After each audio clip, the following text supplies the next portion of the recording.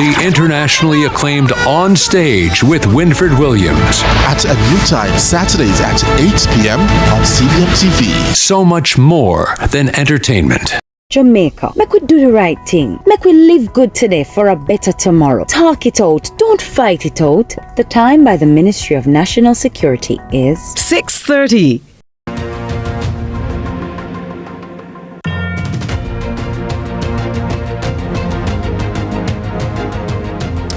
A war of words has broken out between the Minister of Industry, Investment and Commerce, Senator Aubin Hill, and his opposition shadow, Anthony Hylton, over whether or not Mr. Hill has achieved anything tangible in his time in the ministry. Hylton has tabled some specific questions demanding from Minister Hill evidence of his numerous overseas trips and whether or not the taxpayer has gotten value for money. Aubin Hill has hit back, saying that Tony Hylton is seeking relevance. We'll hear from both gentlemen. Today, it's a turn of Tony Hylton. Next week, we'll hear from Minister Aubin Hill. Round one begins right now on Lead Story.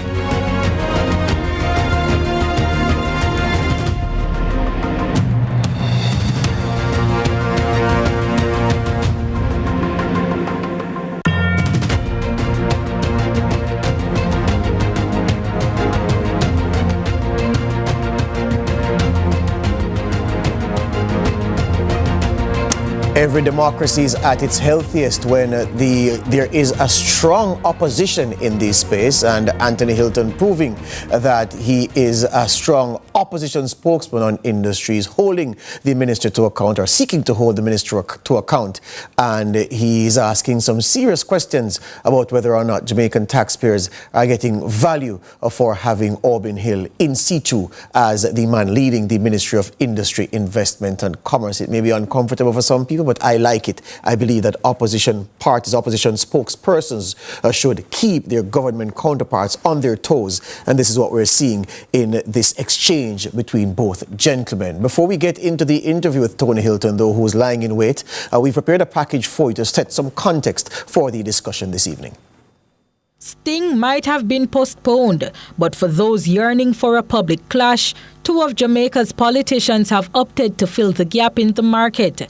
An ongoing duel between Minister of Industry, Investment and Commerce Senator Aubin Hill and his opposition counterpart spokesperson Anthony Hylton has been heating up, with both trading barbs during the Yuletide season, with the minister accusing Hylton of seeking relevance and Hylton accusing Hill of pussyfooting around the critical issues surrounding his stewardship of the minister. In a sharply worded statement, Hylton criticized the minister for failing to engage substantively with concerns about the ministry's performance, and said instead of addressing the facts, Minister Hill chose to respond with ad hominem attacks. He says his critique of the ministry's lack of vision and failure to deliver results was met with irrelevant personal slights rather than economic data. He's searching for answers, Minister Hill, not relevance.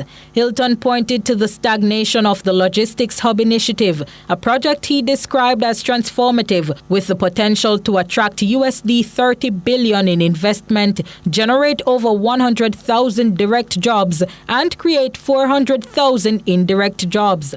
The initiative, he argued, has made little progress under Minister Hill's leadership. However, Hill also penned his counteroffensive, highlighting what he described as a failure of the PNP administration to achieve the build-out of the announced logistics hub after the then administration went very public with an announcement that investors Croc Anchor had been interested in building a $5 billion logistics hub, often referred to as the Goat Island Logistics Hub. Hill defended his stewardship by outlining the multiple missions to seek investment, with the minister boasting 189 business people from 126 companies.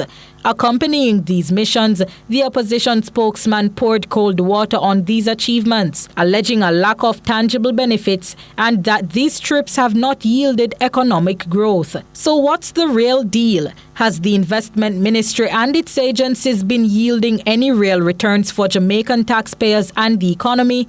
We discuss on Lead Story.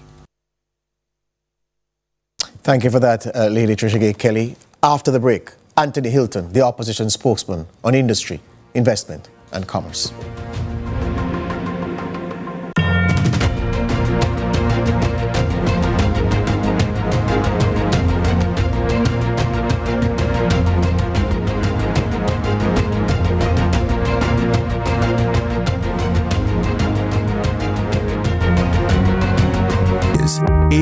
HIV affects everyone. Truth is, avoiding care leads to a weaker immune system. That means you could get really sick. The truth is, the hardest pill to swallow isn't the medication.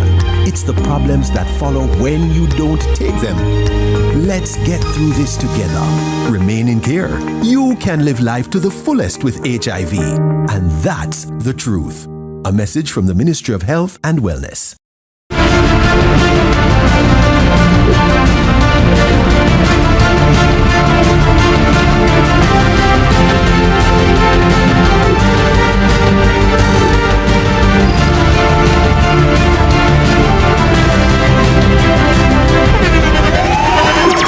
The internationally acclaimed On Stage with Winfred Williams. At a new time, Saturdays at 8 p.m. on CVM TV. So much more than entertainment.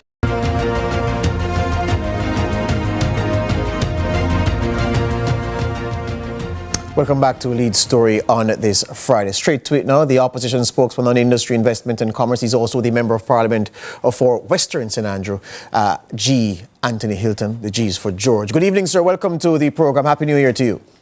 Happy New Year to you and good evening and welcome to your listeners as well. Excellent. Happy New Year, sir. Good. Sure. Mr. Hylton, what are Jamaicans to take from what you've said about Auburn Hill's stewardship, his management of business affairs in this very important Ministry of Industry, Investment and Commerce? First of all, I'd want Jamaicans to understand this is not anything personal. I know the minister well, and so far as I know, he's a good person, and times he may describe me as a friend and likewise him. But my role as opposition spokesman is to critique the ministry and its performance.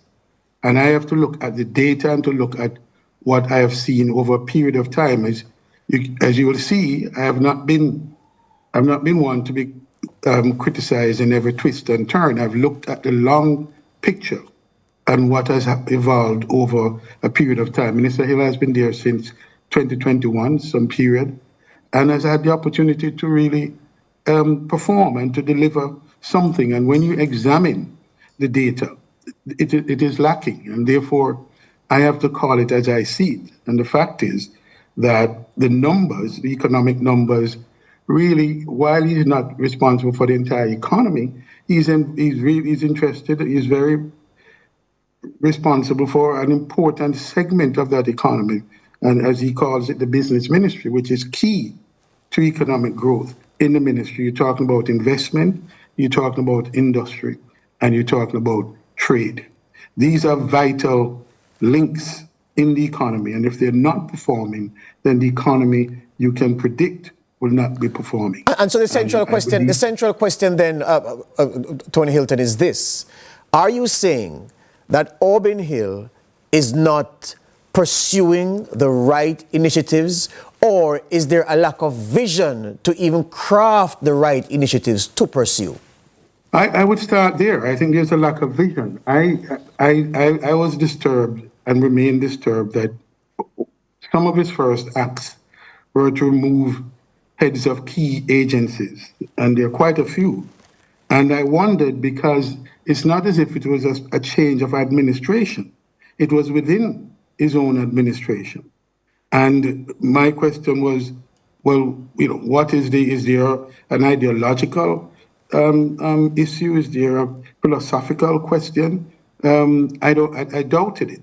And these persons, so far as I was observing, a few of whom served under me as minister, were performers. No, he came to the view somehow that they were not performing, but whomever he replaced them with, they were not performing either, because you can see from the numbers. So the question is, what is the vision? What is the approach? What is the policy strategy that informs the minister? What are the policies that the minister has put in place? And there has been none that I can recall of that is worthy to discuss on this program. So I just want to ensure that my viewers are very clear on what you're saying. So again, let me advance from the previous question I asked.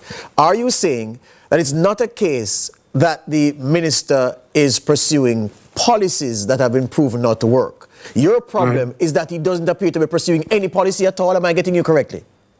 Correct. There's been no clear policy strategy, none whatsoever.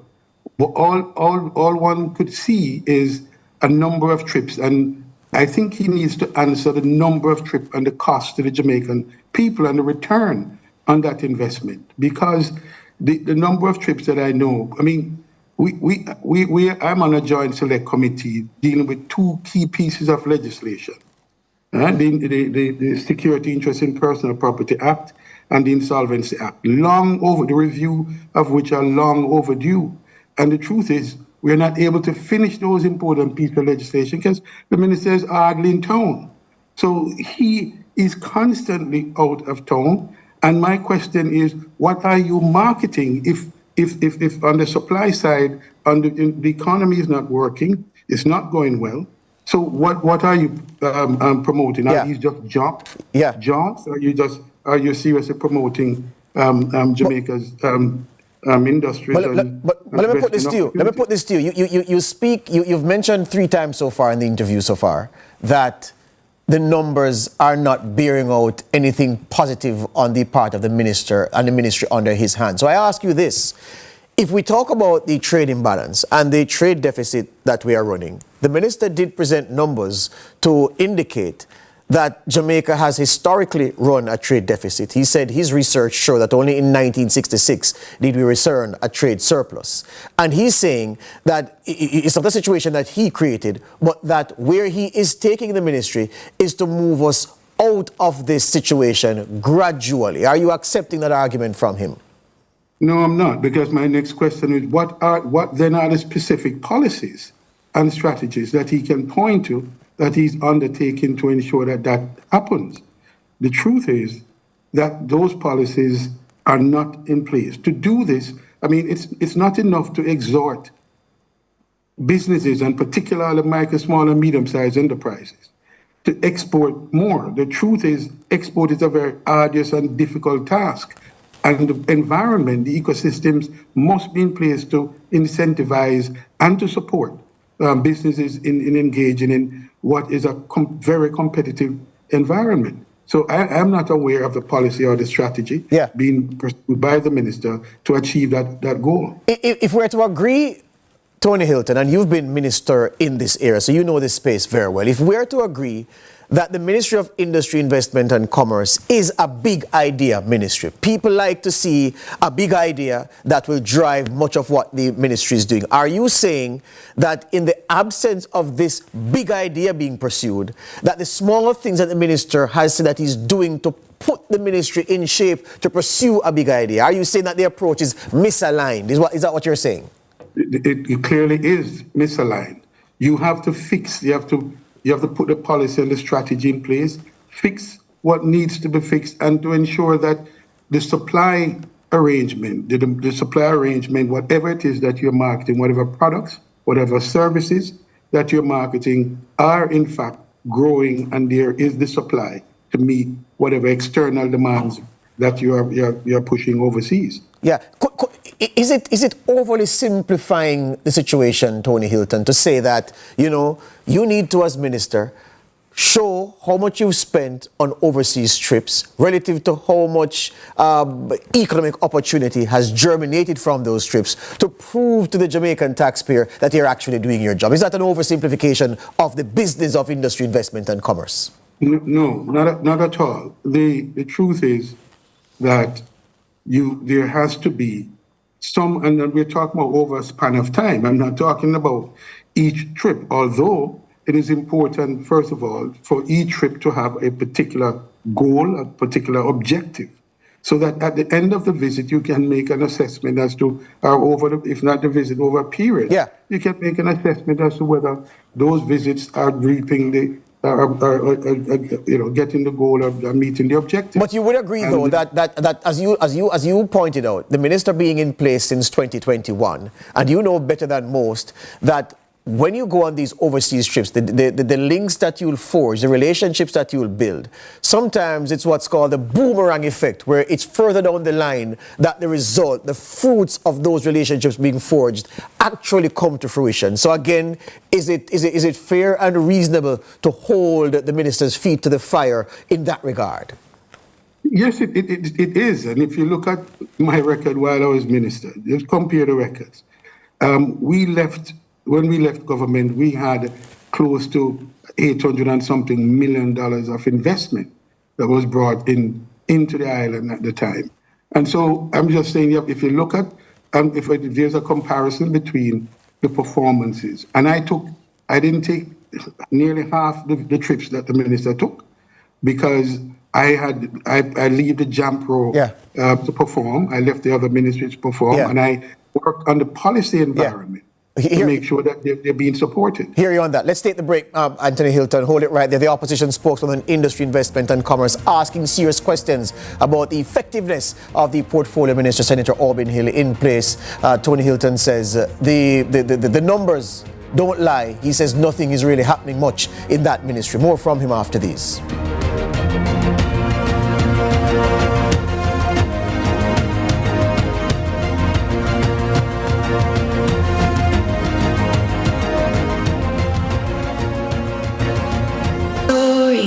What's your sign? You're dreamers. Don't care what other people say. We're doing this in our own way. We come alive. We come alive. We come alive.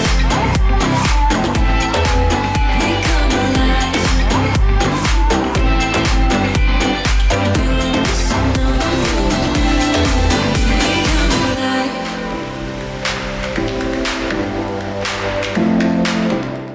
No more fear of missing out. CVM TV News is on YouTube. Get up-to-date news, sports, and business content at CVM TV News anytime, anywhere. Subscribe now to CVM TV News to see it happen.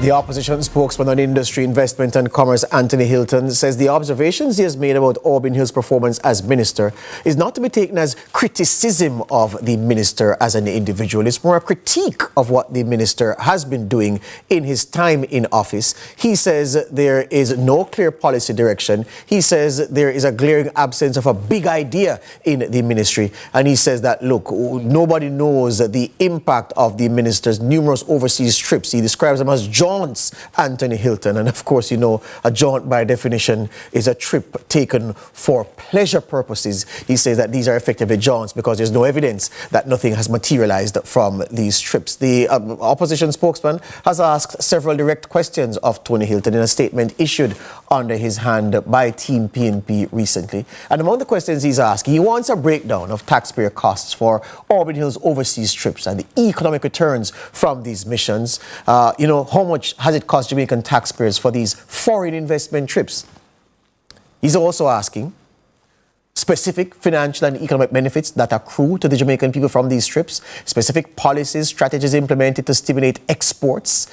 What specific investments have Orbin Hill and his team attracted into the special economic zone regime that were, note this question, what are those investments that you've attracted that were not already in progress? So Tony Hylton says, don't include the things that you inherited.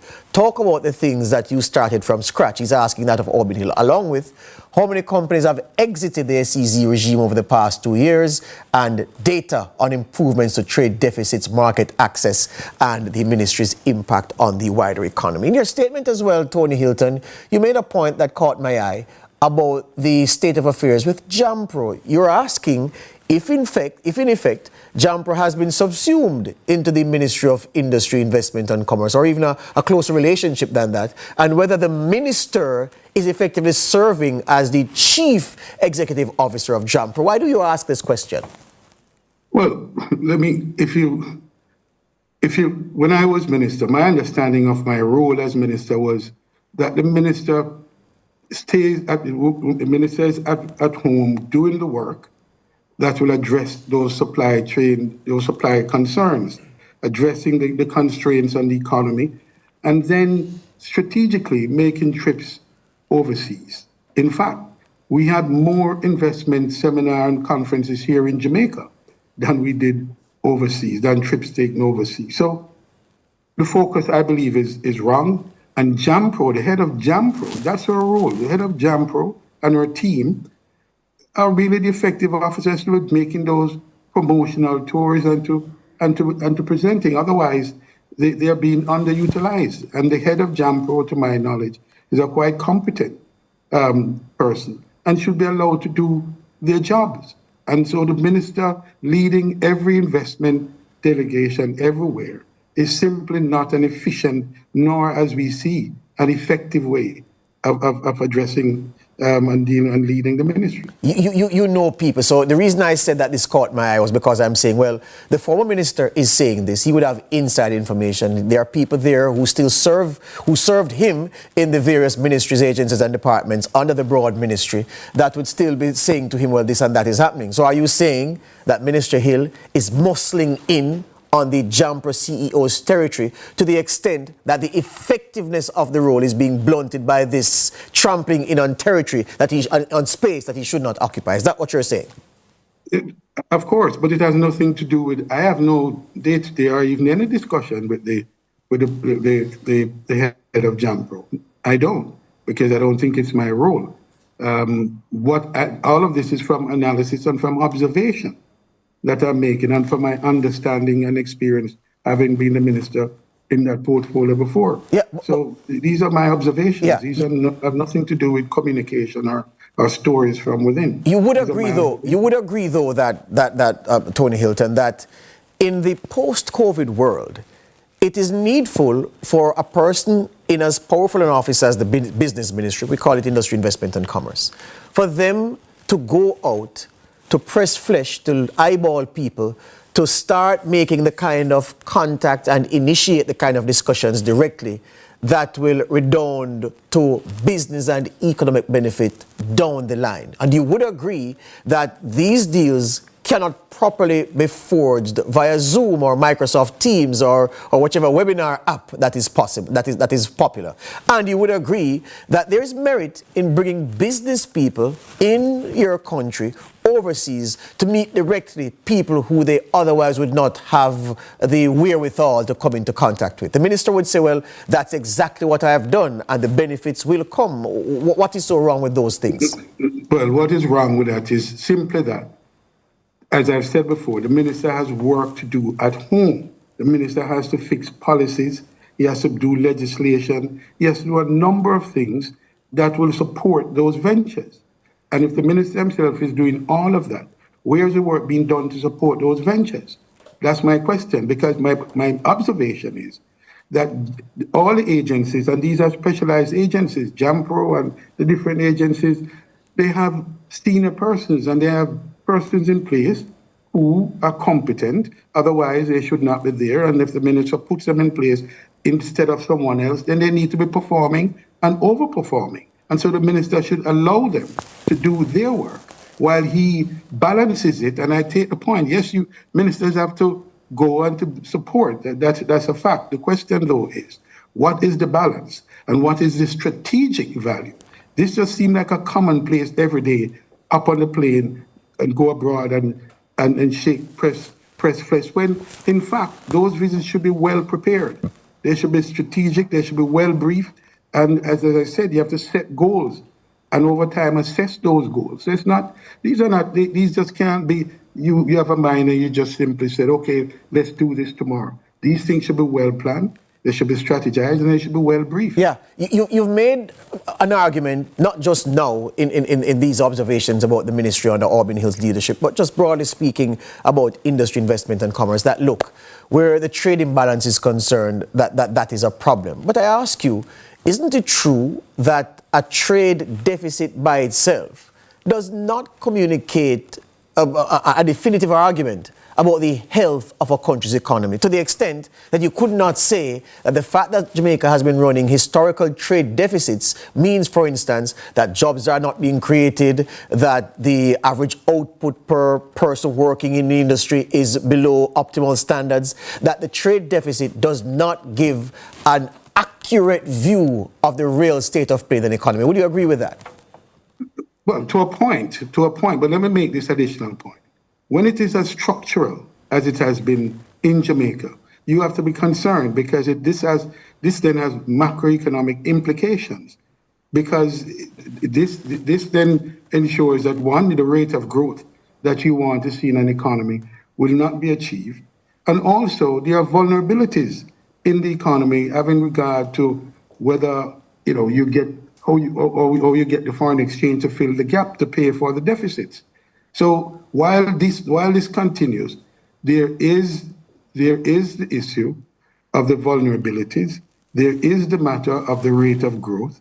And all of these you have to pay attention to. So whomever occupies that position must be making progress in a certain direction. And on that point, my criticism is simply that I'm not seeing the alignment of effort to get that. And the last point I raised before we leave Tony Hylton is this. Auburn Hill raised in his newspaper article, he said, look, Anthony Hylton doesn't have the record sufficient for him to critique or criticize what I did because his record as Minister of Industry, Investment and Commerce is spotty at best. Therefore, I will take no lecture from Tony Hylton. I will answer no question posed by Tony Hylton. Your response to that? No. Well, just to say, that's just nonsense. The record, I'd be happy to compare the records, and I invite the media to do that, to just compare the record. And you raise a point that I just want to. I've never responded to, either as minister or since I've left the ministry. But let me make this one point. What has been dubbed as crown and anchor or croak and anchor is nonsense. It really is a political mischief. It's nonsense. It doesn't have any bearing. The fact is, what was on the table was a proposal. So the proposal, what was done is that the proposal was undermined, perhaps by in an effort to be transparent, by disclosing the name. And what happens after that was just a circus. And to the extent that the person just simply say, look, we're not interested anymore. We're just not interested, because what happened was just a circus of activities, people saying all kinds of things, calling them while they were here. It was just harassment. So no, that's just nonsense. And it was never a project, it was a proposal.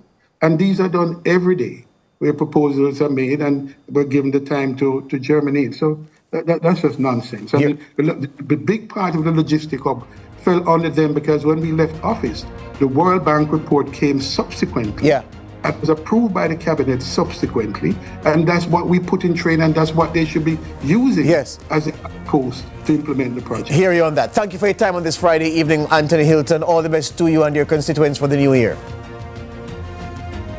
Anthony Hylton, opposition spokesman on industry, investment and commerce. The young gun, Ramon Gordon, he's just sitting by, ready to present the news at 7. That's my time.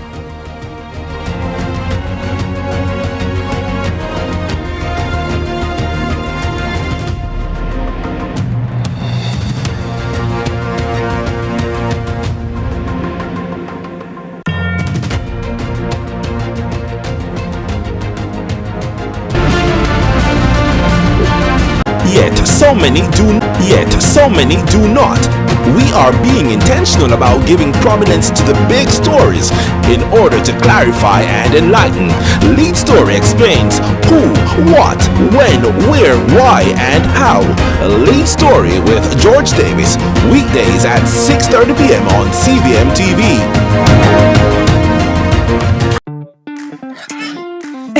Hey you know all the people in your business? You should take advantage of CVM TV's unbeatable small business advertising package. Trust me. And get your goods and services in front of your customers today. For $150,000, you get a high-quality professional commercial. Plus 20 prime-time commercial spots. That's massive exposure at a fraction of the cost. Including on the #1 morning show in Jamaica, Sunrise. So don't wait. Call us on 658-208-5377 and see your business goals happen right here on CVM Television.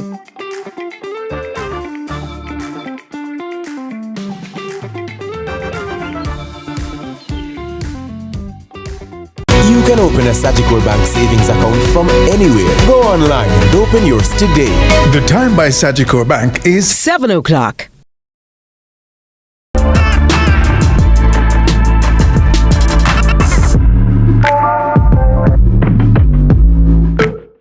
They're Feud's biggest fans. We love Y'all gonna have to get some fans. Join the club. So I decided to do something special. But it really matches his skin. Which is scary. Family Feud. I look like a tattoo on this big Italian dude's chest.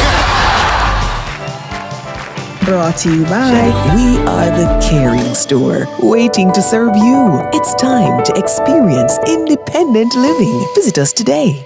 SLB empowers my future. Monday Match Night returns with a mouth-watering clash on January 6th. Holders Cavalier look to get back into the win column to start the year after a draw to end 2024. They face a Waterhouse team with only one win in their last 5. Kickoff is 7:45 p.m. It's a continuation of the second round in the Jamaica Premier League on Monday Match Night.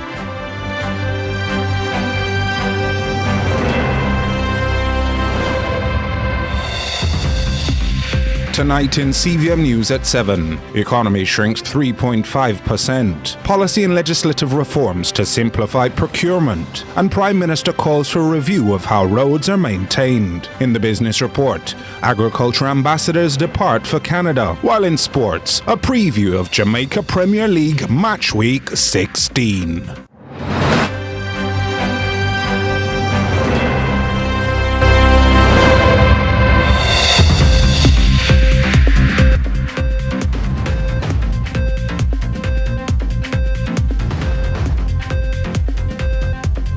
Kingston, Jamaica. This is CVM News at 7 for Friday, January 3, 2025. I'm Ramon Gordon. Thank you so much for joining us.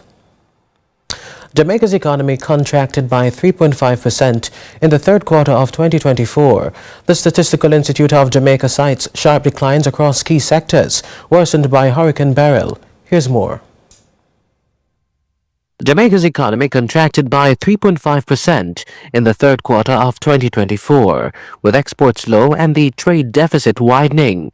The Statistical Institute of Jamaica Statin reports that both goods-producing and service sectors recorded sharp declines.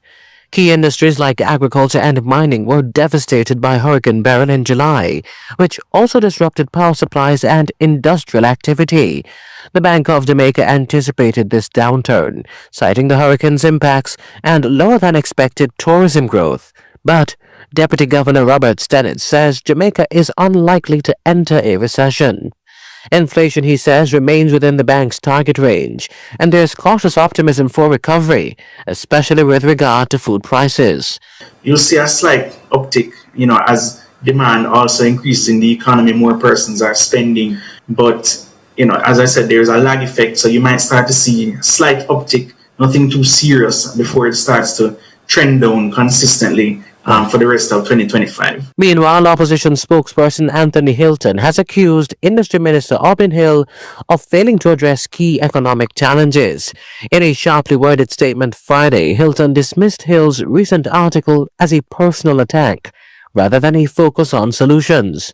The opposition is demanding answers for a few things, among them the costs and benefits of Hill's international trips and his plans to boost exports and support local production.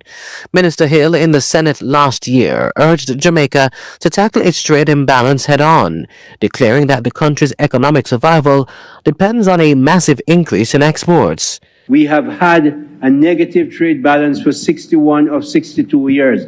That's a talking point, but it's more than that. Everybody who does any business or any kind of business must say, how do I export what I make to make sure we can get hard currency and provide jobs for higher paying jobs for Jamaicans.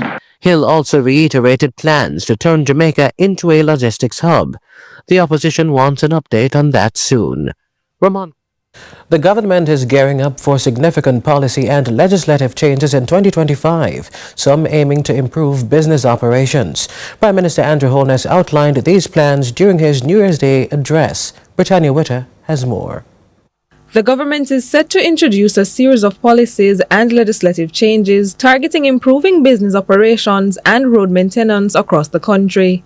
Prime Minister Andrew Holness revealed these plans during his 2025 New Year's Day address on January 1. Honus highlighted that many challenges faced by the businesses and citizens are caused by outdated systems, which have not been reevaluated for relevance. He emphasized the need to update processes, making them more efficient, responsive, and better suited to the needs of a modern economy. Many of the obstacles faced by businesses and citizens doing business are old legacy requirements whose relevance have expired, but their continued existence has never been questioned. We must re-engineer our processes to ensure that they are fit for purpose, streamlined, responsive, and able to meet the needs of a modern, growing economy. A key initiative this year is the full rollout of the National Identification System (NIDS), which will make life easier for pensioners. Honus announced that pensioners will no longer need to provide proof of life certificates, as the NIDS will streamline the process. Once you are registered with NIDS, the proof of life process will be simplified. On the infrastructure front, the government is making strides in improving the nation's roads. According to the government, work has begun on over 600 community roads under the $45 billion Spark program designed to enhance road networks across the country. Additionally, the government says the Relief Emergency Assistance and Community Help Reach program and an extra $2 billion allocated for critical road repairs are already showing positive results. The changes are expected to significantly impact both business operations and the daily lives of Jamaicans, paving the way for a more efficient and modernized society. Britannia Wito, CVM News. And Prime Minister Andrew Holness is calling for a review of how roads are maintained locally following the launch of the government's multi-billion-dollar Spark program. He defends the program's benefits but admits improvements are needed for road issues island-wide. Here's Trisha Gay Kelly. In former years, the government had a designated agency to maintain roadways. The entity known as the Public Works Department (PWD) was responsible for providing immediate response to road damage, whether major or minor. However, Prime Minister Andrew Holness explains times and circumstances have changed, and as a result, the government reformed its approach. He says with the new model under the Spark program, the government does not own, operate, or bear the burden of the costs for large equipment and labor. Instead, it is contracted. However, Holness says this approach may also need to be reviewed. That model, in its theoretical sense, makes sense. But in its full applicability to the current situation, we may need to reconsider it. Because even under emergency procurement rules, there is still a lag time between the small formation of a pothole and the mobilization of a contractor when the pothole is this big. As such, he says the government is eyeing a new proposition that can adequately tackle the island-wide issue. We are going to be looking at what capacity the government needs to retain to be able to respond immediately to the small formation of a pothole before it becomes a large crater. All right, so that is something that we are reviewing. Despite this, the Prime Minister is lauding the work of his government thus far. He says there are added benefits that the program has to offer. We are satisfied that we will improve right across Jamaica about 600 roadways. The sum of the improvement will be greater than the roads itself, meaning that because the roads are connected and they are strategically chosen, most of them, you're going to see the roads having a positive impact on the economy. Since the announcement of the Spark program and other road maintenance initiatives, the government has received backlash for the selection of roads under the programs. Holness explains not all roads are maintained by the government. Nonetheless, the work will get done. The government cannot spend money on assets it does not own.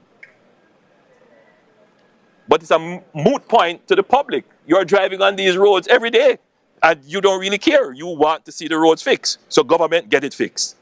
Government will get it fixed. Trisha Gay Kelly, CVM News. You're watching CVM News at 7. We'll be back in a moment.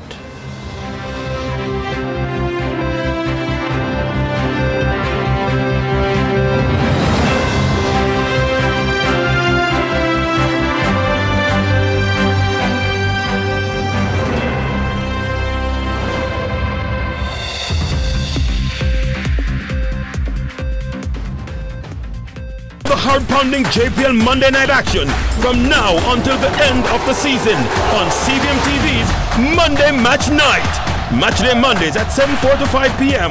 with a rebroadcast Tuesdays at 10 a.m. Nothing else can quite match up. Monday Match Night, powered by Sunshine Snacks and ABC Electrical. No more fear of missing out. CVM TV News is on YouTube. Get up-to-date news, sports, and business content at CVM TV News anytime, anywhere. Subscribe now to CVM TV News to see it happen.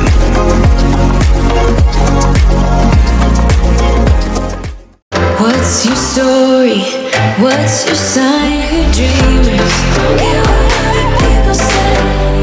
We're doing this in our way. We come alive. We come alive. We come alive. We're doing this in our way. We come alive.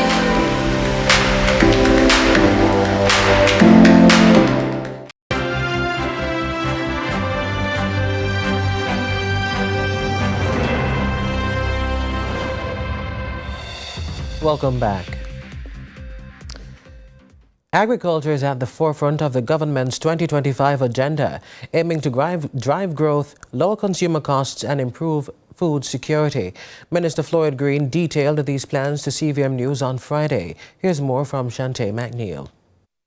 For too long, Jamaican farmers have been unable to maximize the potential profit of their produce. To stop the rot, this year, the government has announced a $1 billion investment in storage facilities to help farmers reduce the likelihood of this issue. Agriculture Minister Floyd Green highlighted the areas where work on these facilities will soon begin. We're going to be doing something in Kirkvine. That contract has already been signed, and we want to break ground for that this month. We're going to be doing something in Coleyville, we're going to be doing something in St. Elizabeth and in Clarendon. So storage will be one of the big areas that we will focus on for this year. With this investment in place, Green explains more market access to products locally and increased opportunities for exports can be expected. We are going to be focused a lot on our spices this year because we do see a significant export demand for our spices, ginger, turmeric, pimento, and we do have a $20 million US program that we're invested in clean planting material and engaging our farmers, and we've provided some financing. Fish production, we're seeing significant demand for it locally, but we are doing a brand new hatchery, spending about $500 million. That will come on stream this year, and that will give us the capacity now not just to treat with local demand, but also to treat with some external demand. In his New Year's message, Prime Minister Andrew Holness outlined transformative irrigation projects, including the Southern and Pedro Plains schemes, which will bring water to over 10,000 acres of farmland. Minister Green added that his ministry is also integrating technology, such as automated irrigation systems, to improve efficiency and build resilience. We are purchasing some additional tractors and small tools so that not only what we do, but how we do what we do. We're going to be working with some of our private sector partners who know how drone operations that do things like fertilization, that do things like chemical spraying for the clearing of land. We think that is important to make our farms more efficient. And also, we are working with the FAO to roll out a pilot of some smart farms. And what this means is that you will have things like automatic irrigation. Green believes these initiatives are critical in improving farmer satisfaction while also enabling those in the sector to contribute even more to Jamaica's food security and economic growth. Shante McNeil, CVM News. The cause of a recent fire at the Constant Spring Arcade has been identified as an electrical short circuit. With damage exceeding $6 million, Kingston Mayor Andrew Swaby is urging vendors to prioritize safety and compliance. Here's Courtney Lewis. The cause of the recent fire at the Constant Spring Arcade is no longer a mystery, as preliminary reports reveal an electrical short circuit as the source of the blaze. The fire resulted in over $6 million in damage, burning at least 2 buildings to ash and rubble. With this in mind, Kingston Mayor Andrew Swaby is again cautioning against unsafe electrical connections. This is an issue that has plagued us. A matter of fact, for the last 6 or so months, I've been talking to the vendors about getting out their own meters, and they are reluctant in doing so. And with fire safety as priority, he is sending an apt warning to the vendors and shop operators if they refuse to cooperate. This is a case now where, because the short circuit has caused the fire, and I will be having a meeting with them, and I will be speaking to them again, because if they cannot cooperate, we will ask them to leave the facility. But fire safety is not the only concern. He warns about dormant operators, which reduce productivity in the arcade. There are some of our vendors who temporarily migrate for months, and they leave their shops there, leave their shop with their goods. Nothing is taking place. They pay the rent, but we are not just interested in your rent. We want to see the place become lively, and that when being away for 6-7 months doesn't contribute to the liveliness of the company, doesn't make it viable as a shopping area. So we will be speaking with them also. He says he has remained in contact with the arcade operators, hoping there will be a change for the better in the future. Our market manager and the clerk, they know these amount of shops. And I've said to the market manager that not because they are paying means that everything is okay. We want to have the place as a lively place. I want to make sure that business and they can thrive. Courtney Lewis for CVM News. More Jamaicans explore various career paths, including aviation. With more opportunities now available, is the field worth even more consideration? Adrian Williams has the latest. Over the last few decades, careers have exploded, going from a few named professions to many. And one such field is aviation. The interest is on a steady rise, and according to retired Caribbean Airlines captain Major Effiam White, the possibilities are endless. It is good to know that since 2017, only 3 years since the academy or the college was launched, that 4 graduates are employed to airlines. You hear that, parents? So they're going to put in the work because this is their desire. The training opportunities don't stop there for the graduates. The flight training, as you heard, is done in Fort Lauderdale Executive Airport under the auspices of Bright Future Aviation Academy. Valedictorian of the class of 2024 with first class honors, Tiana Patterson, reminds her cohort to dream big. Sometimes you may have to do a go around and try again. It's a corny aviation joke. You have to put in the power, retract the flaps, climb out and make another attempt. Put in the power. At times when things are tough, we may need a boost to remind us of the dreams we are working toward. Retract the flaps, get rid of fear and doubt, anything that might be dragging you down or holding you back. Climb out of the rut and realign yourself with the path to be followed. Go after your dreams and make a difference in the world. Fueling the passion in aviation, the Airport Authorities of Jamaica, AAJ, gave 33 aviation scholarships to students. With these developments, amidst other groups garnering this interest in youth, the students and graduates look to their next flight to success. Adrian Williams reporting for CVM News. More news continues after this.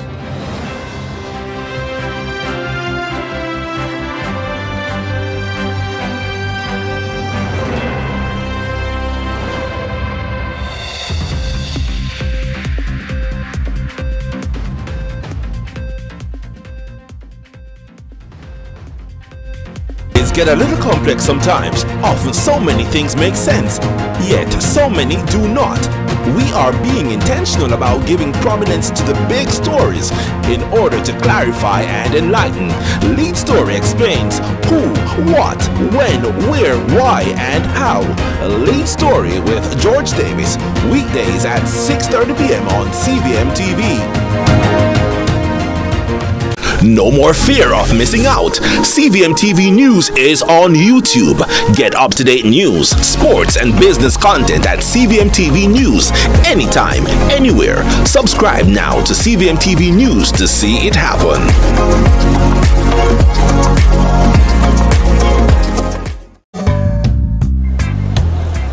I love waking up every day in this country. This is where I was born and raised. I have such a passion for my country, and for me, this is home. In Jamaica, a lot of people, they look at just like beach, sea, sand, but our mountains are something to behold. It's majestic up there, and it's a different type of peace. It's a different type of lifestyle completely. I could mention many different places that are amazing, but the one thing I do love about Jamaica as well is that you can find that relaxation, you can find that chill in your backyard. Apart from it being an incredibly beautiful country, an incredibly beautiful island, we have a wonderful, wonderful culture, wonderful, vibrant, colorful people. There is definitely a realness to Jamaica. There's definitely something that no matter what keeps you in touch with reality here. Why come to Jamaica? It all comes back down to Jamaica as a whole. The food, the music, the culture, the people, the climate. Come out and meet us. Come out and experience what Jamaica has to offer.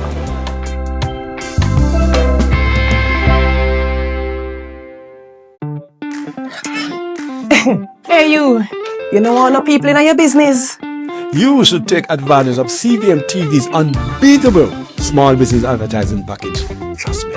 And get your goods and services in front of your customers today. For $150,000, you get a high-quality professional commercial. Plus 20 prime-time commercial spots. That's massive exposure at a fraction of the cost. Including on the #1 morning show in Jamaica, Sunrise. So don't wait. Call us on 658-208-5377 and see your business goals happen right here on CVM Television.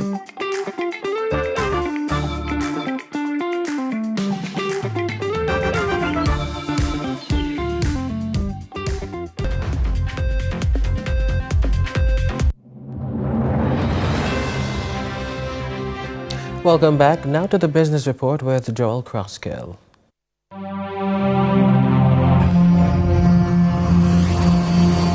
Lots to share with you in the business report today. Coming out of the first send-off ceremony for 2025 for farm workers departing for Canada under the Seasonal Agriculture Worker Program. In harvesting the data surrounding the scale of the program in 2024, Acting Permanent Secretary in the Ministry of Labour and Social Security, Dion Jennings, declared the following.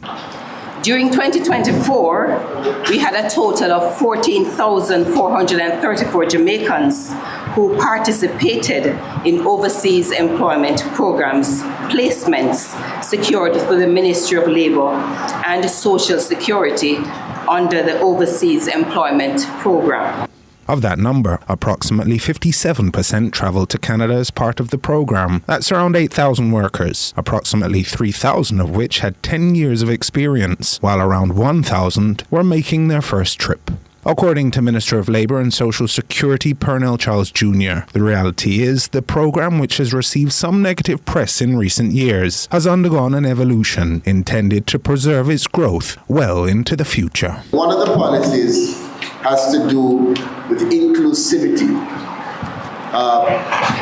What it means is that last year we made a very deliberate effort to ensure that we integrated persons with disabilities into this program. And we are pleased to know that the 4 who have gone up are doing an amazing job. In addition to inclusivity, the Farm Work Program, which is really the Overseas Employment Program, is one where we have also instituted the No One Left Behind policy. A policy that has now seen us introduce into the whole evaluation and assessment process the mandate that anyone who is chosen to be interviewed for this opportunity will get an opportunity if they so see fit. And it is this year that we instituted this policy, and so thousands of potential workers came to be evaluated. I'm pleased today to be able to say that after 3 years of decline, we are now seeing an uptick in the numbers of farm workers traveling on the program. From the vantage of Michael Lazaruk, Senior Trade Commissioner at the High Commission of Canada, the relationship that has evolved since the program took root 59 years ago has proven bountiful for both nations. Canada greatly values your hard work and the important contributions that you make year after year to our farms and by extension to our economy and our society. You not only sustain our agricultural industry, but allow Canadian growers and producers to operate efficiently, contributing to food security both at home and abroad.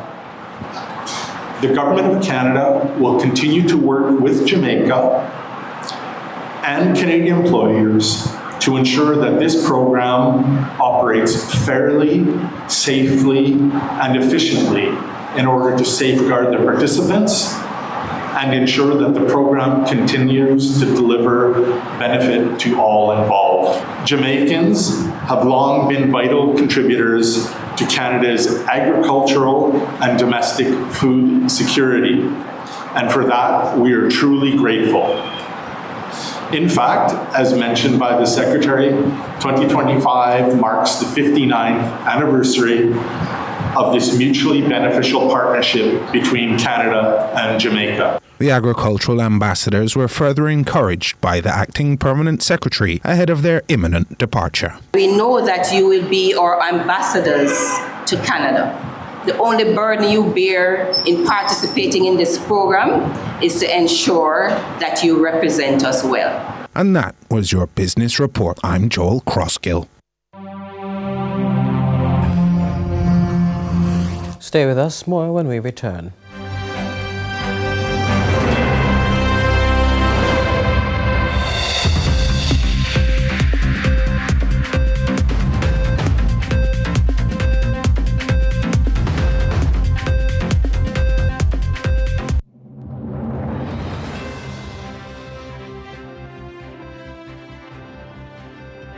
Days get a little complex sometimes. Often so many things make sense, yet so many do not. We are being intentional about giving prominence to the big stories in order to clarify and enlighten. Lead Story explains who, what, when, where, why, and how. Lead Story with George Davis, weekdays at 6:30 p.m. on CVM TV. No more fear of missing out. CVM TV News is on YouTube. Get up-to-date news, sports, and business content at CVM TV News anytime, anywhere. Subscribe now to CVM TV News to see it happen.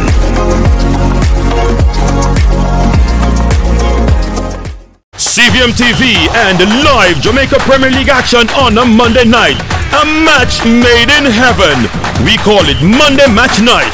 Catch all the hard-pounding JPL Monday night action from now until the end of the season on CVM TV's Monday Match Night. Matchday Mondays at 7:45 p.m. with rebroadcast Tuesdays at 10 a.m. Nothing else can quite match up. Monday Match Night, powered by Sunshine Snacks and ABC Electrical. We a big deal when we touch the ground, yeah. A KFC when we pulling up. Anything for the taste of a KFC, big deal. The time by KFC is 7:30.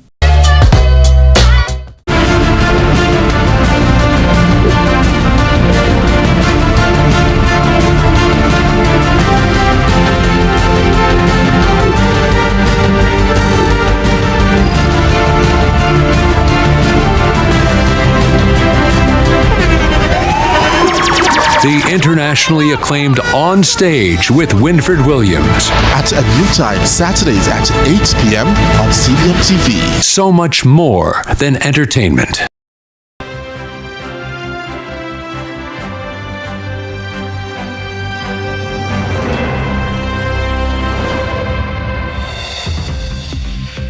And here's what's trending online.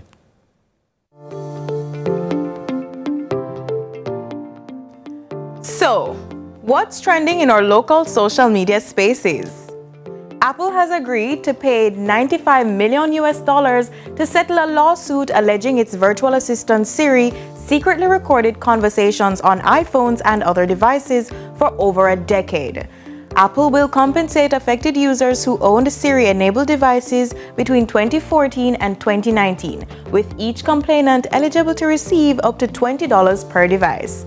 Social media users are reacting to this. At Official Jade says, so what about their offshore users? How we gonna get our cut? At Who is Chrissy posts, Siri not for real. May I talk my business and Siri say, like my caller. At Washi876 Jam shares, not an Android user business. At Owain Allen YT writes, Siri does that for real. My MacBook be responding or waking up to things I never alerted it about. At civram.com comments, then how much out of this for me? At ThinkerTank adds, my Samsung devices are listening to my very thoughts. Who is going to compensate me? At Green Demetrius asks, yeah, but what are they doing with the collected recordings? What is it being used for is the bigger question. And that's what's trending online today. Continue to share your thoughts with us on X at CVM TV. I'm Courtney Lewis. Now to regional and international news.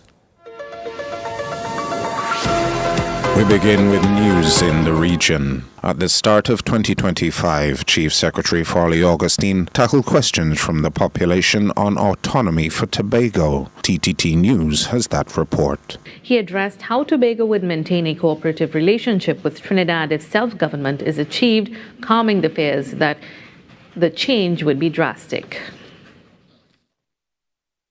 Greater autonomy doesn't mean that Tobagonians will or Trinidadians will all of a sudden require a passport to travel to the next island. It doesn't mean that automatically the cost of the airfare will just go up, because we remain one country as a whole, and the cabinet of Trinidad and Tobago will remain the cabinet of Trinidad and Tobago. It is just that when it comes to some priority areas for Tobago and Tobagonians, we will handle that ourselves, but it really does very little to impact the relationship that happens between Trinidad and Tobago. As a matter of fact, it might actually improve the relationship. He suggests relations between the islands may improve, since it is expected that Tobago will have even more say over the matters affecting them. As to when the goal of achieving autonomy might materialize, the Chief Secretary said it is hard to predict. So you can't view it from the perspective that this thing taking long to come, so it's better give up. No, it's not time to give up. Caribbean countries should act to save themselves. That's the message to countries of the region from Antigua and Barbuda's ambassador to the United States, Sir Ronald Sanders. We turn to ABS TV Antigua. Even the most well-intentioned leaders in wealthy nations are constrained by political survival. That's why small states cannot rely